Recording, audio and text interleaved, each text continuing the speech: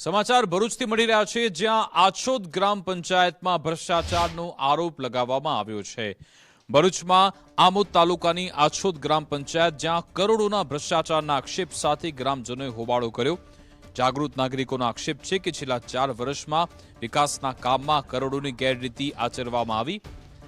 Social media પર એક video viral થયો, જેમાં સરપંચના પતિ અને એક અજાણ્યો શખ્સ સરકારી રેકોર્ડ ફંફોડતા અને પંચાયતના સિક્કાનો ઉપયોગ કરતા નજરે પડે।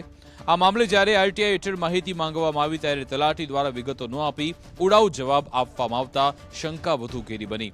બીજી બાજુ તલાટી તૌસીફ પટેલ અને સરપંચ પતિ સોયેબ કાઝીના મેણા પીપળામાં આ ભ્રષ્ટાચાર થયો હોવાનો આક્ષેપ છે તેવી પણ વાત કહેવામાં આવી। ગ્રામજનોએ પોલીસ બોલાવવાની પણ ચીમકી ઉચ્ચારી, જો કે સરપંચ મુસ્કાન કાઝી અને તેમના પતિએ આ તમામ આક્ષેપ નકારી કાઢ્યા છે।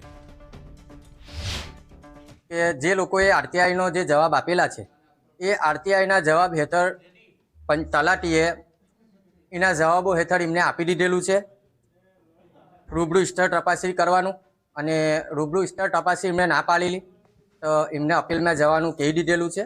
એ લોકોએ ખોટી રીતે આક્ષેપો લગાવે છે કે પંચાયત ભ્રષ્ટાચાર કરે છે। ભ્રષ્ટાચારનો કોઈ પ્રશ્ન નથી।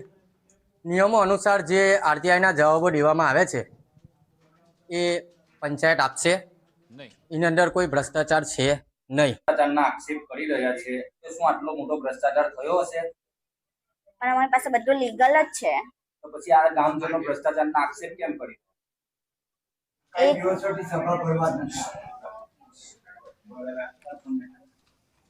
તમે આઈટીઆઈ કરી લો ને, આઈટીઆઈ આગળ એ ના થાય તો તમે આગળ કાર્યવાહી કરી શકો છો।